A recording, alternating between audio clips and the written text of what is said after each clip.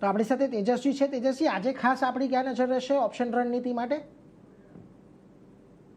જેમ કે મેં જણાવ્યું કે બેંક નિફ્ટીનું ચાર્ટ સ્ટ્રક્ચર રોક સોલિડ છે અને bank Nifty in the month of July can test the level of 60,000 on the higher side.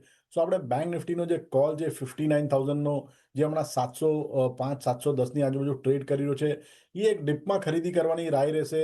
600 અને 650ની રેન્જમાં બાય કરવાનો રહેશે અને સ્ટોપ લોસ રાખવાનો રહેશે 275નો, અને પહેલો ટાર્ગેટ રહેશે 1025નો અને બીજો ટાર્ગેટ રહેશે 1400નો.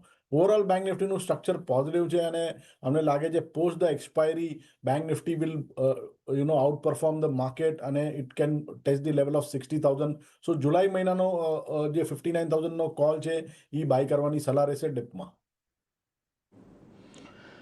એટલે જો બેંક નિફ્ટીનો તમારે અહીંયાથી જુલાઈ મહિનાનો કોલ ઓપ્શન બાય કરવાનો છે 59,000નો, કારણ કે જેમ તેજસજીએ શરૂઆતમાં પણ એવું કે આવતા મહિને આપણને 60,000 સુધીના લેવલ આવી શકે છે, એટલે જૂન મહિનાનો નહીં પરંતુ જુલાઈ મહિનાનો તમારે કોલ ઓપ્શન ખરીદવાનો છે.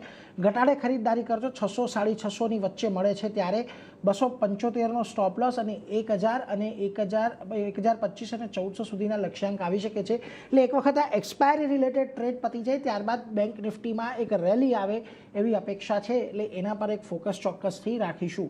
પરંતુ આગળ વધીએ